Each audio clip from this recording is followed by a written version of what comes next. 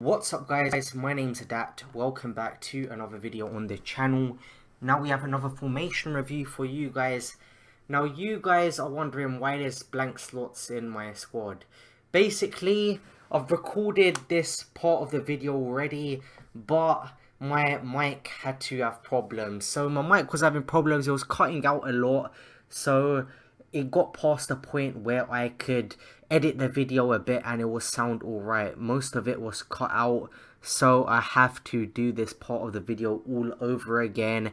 And this is after I've sold the players, because I think I told you guys, well, in the last part that isn't going to go on YouTube, that messed up, I bought Spanish players to do the weekly objectives. So the weekly objectives have refreshed at the time I'm making this video now.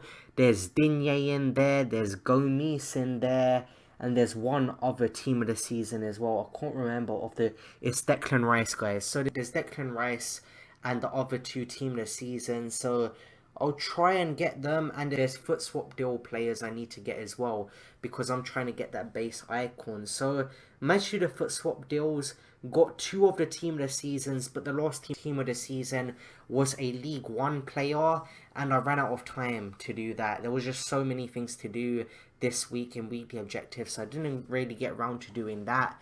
But anyway, they've refreshed now. I'm going to try and go after the new team of the seasons that have come out, and I'm going to have to get the swap deal players as well, so I can get that base icon to put towards Petit.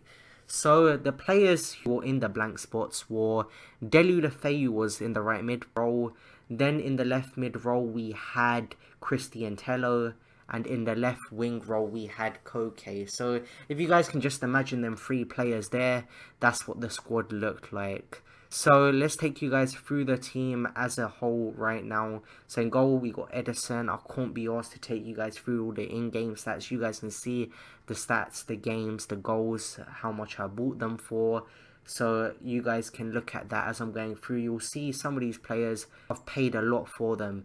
This is because I bought them months ago, guys, some of these players. So if you guys are seeing some overpriced, like Van Dijk, 122k, I don't even know how much he goes for, the 85 rated version in this game. So you guys can see how long ago I actually bought these cards. So 122k. Then we got Laurent Blanc, did his prime icon moments if you guys didn't know already. Murillo just there for the chemistry. Trigueros is in there because he's a Spanish card and I was trying to do that weekly objective.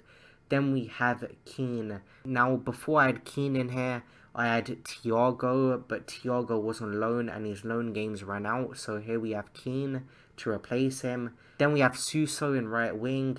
And in the striker role we have Flashback Torres, who's a great card in this game. So other than that, you guys will know who was in the left wing, left mid and right mid role as I've just told you. But what I did was I'd try and score a goal with a Spanish player. As soon as I scored that goal with a Spanish player, I'd take the Spanish player off and bring on De Bruyne, Ronaldo, and before I had Neymar here, but I actually packed Tammy Abraham from the championship team of the season SBC. So I wanted to try him out. He isn't that great in game, he just doesn't fit my play style. He's more of a player for the people who like to cross, and that's just not how I play FIFA that much. I'm not someone who solely goes down the wings and looks for crosses. If a crossing opportunity is there, maybe sometimes I'll take it, but majority of my game isn't dictated by crosses, so he just didn't suit my style of play. So I'm going to get into custom tactics and the player instructions right now, and I will be right back. Now getting into the custom tactics. So for the defensive style we have pressure on heavy touch. We have 4 bar width, 3 bar depth. I have them very low. You guys should know I always have them quite low because of the most recent patch, and it's extremely effective. For offensive style we have balanced. I always keep my width high for offensive style. Then for players in the box we got it at 5 bars. And we have corners and free kicks both at 3 bars. Now getting into the play instructions, we have all of my centre backs on stay back or attacking. I've got my left centre mid on balanced attack and cover centre. Now usually I'd have my left centre mid on stay back or attacking with my right centre mid, but I had Thiago here and he was a more attacking midfielder. but obviously Keane's here now, so I would usually have it on stay back or attacking if you have two more defensive midfielders. But at the moment we have balanced attack, cover centre, and stay back or attacking and cover centre. On our right midfielder we have come back on defence, cut inside and getting behind, obviously because we don't want to get counter attacked as much. I don't want to be exposed at the back. And we have come back on defence, cut inside and getting behind on our left midfielder as well.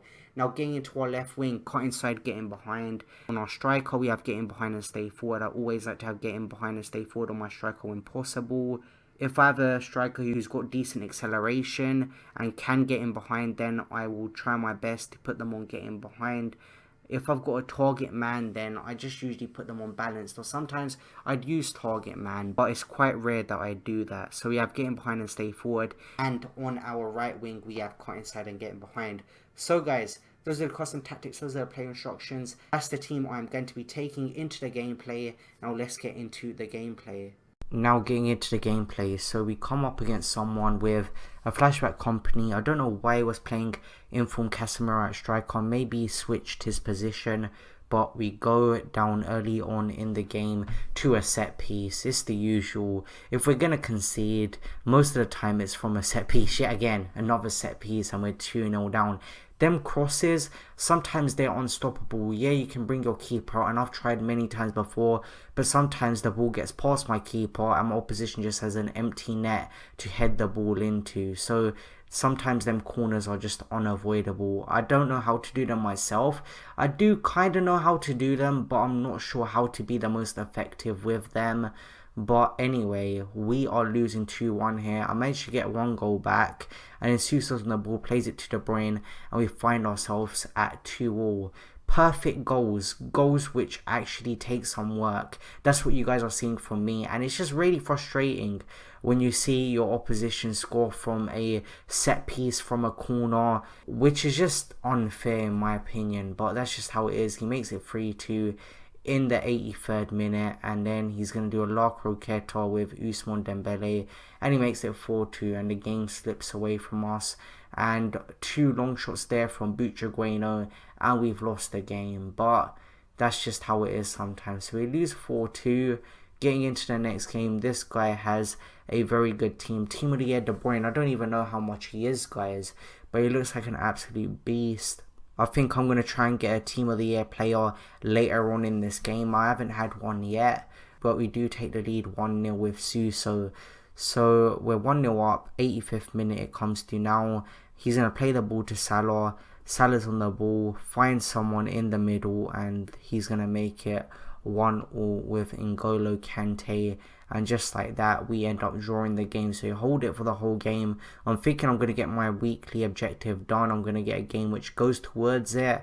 And he scores in the 85th minute. And I don't get the game on my weekly objectives. Now, I remember this being a game with a lot of goals. I think I won this something like 10-0 or something.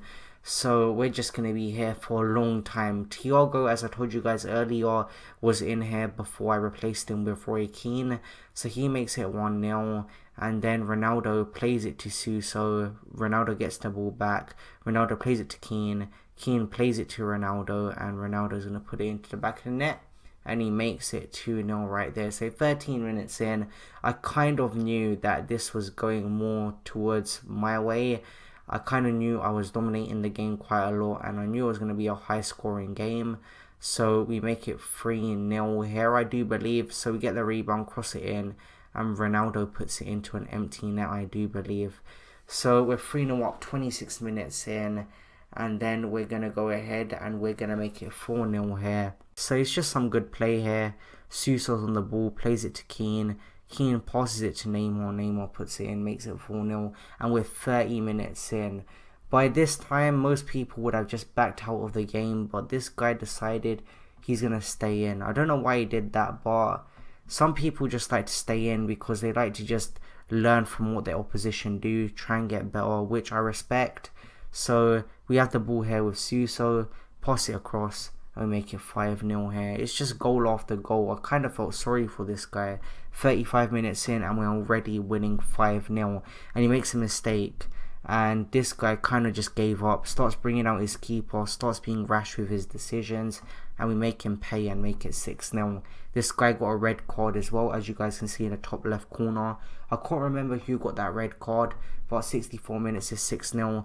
Now from a free kick here, Van Dijk pass it to Trigueros, and we managed to work the ball to Ronaldo. Ronaldo makes it 7-0 here, and by this point this guy's had 2 red cards. And we come back again in the 77th minute.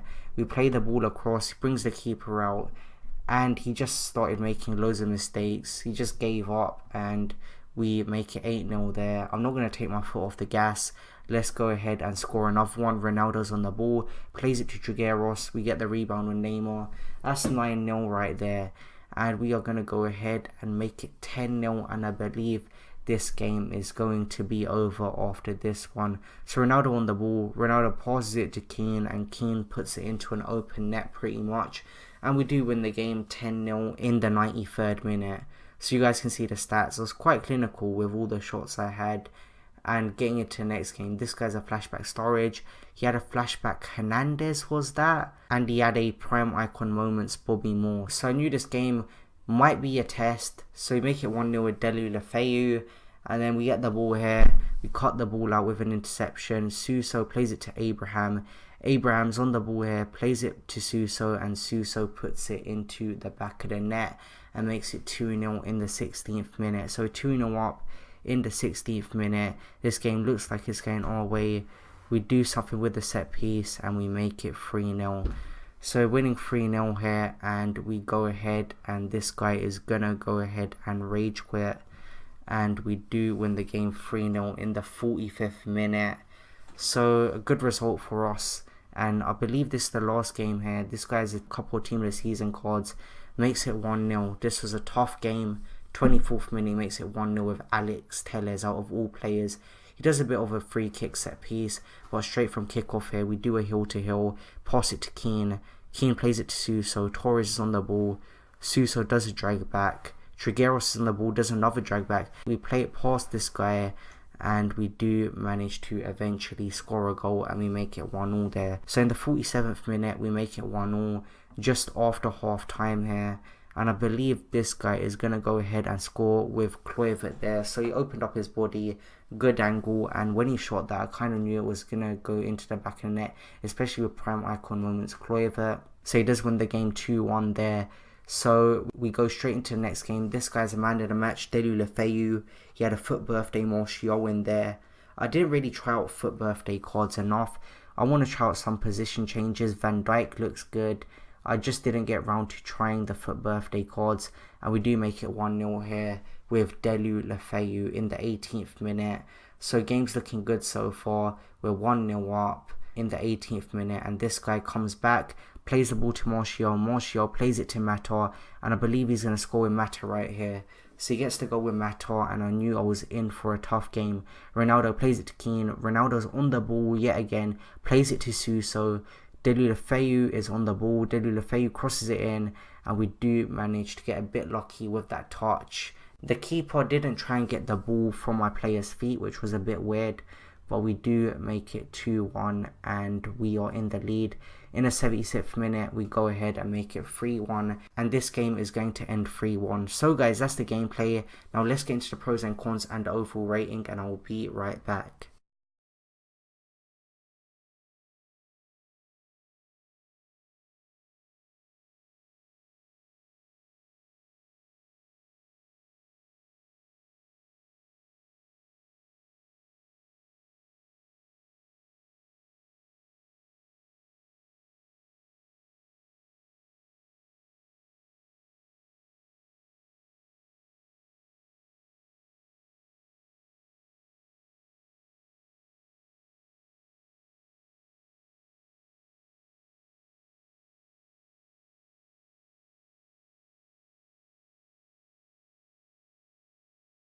Now getting into the pros and cons of this formation.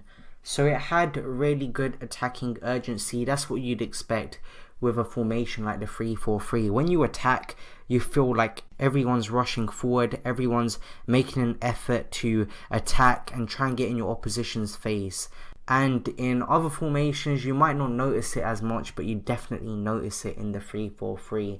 Now, being the 3-4-3 and having the left mid, the right wing and the left wing, and also your centre midfielders in the middle and having a striker in the middle, you can play down the wings as well as down the centre of the pitch, which makes the formation very versatile as you can play a variety of different ways.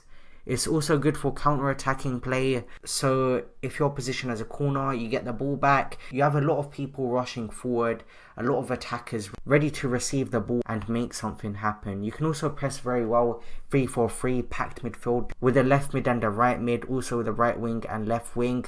They're usually very quick, so you're going to be able to press your opposition very quick and you're going to be able to get to them quite quick. Now, the cons you guys can see on the screen. So the defense gets caught out frequently. That's what you'd expect. If your team are very good attacking wise, it's usually going to come with a con, especially in the 3-4-3 formation. You've already got a lack of defenders, and sometimes if your left mid and your right mid aren't disciplined enough, they won't get back to support your centre backs. It isn't good for starting a game. So if you're playing someone as good as you, or someone who's better than you, you're going to find yourself very exposed at the back. The wingers don't get back sometimes to support defenders, so as I was stating earlier, that with the work rates, you have to make sure you have very disciplined left mid and right midfielders, and even when you have that, they're not going to get back all the time.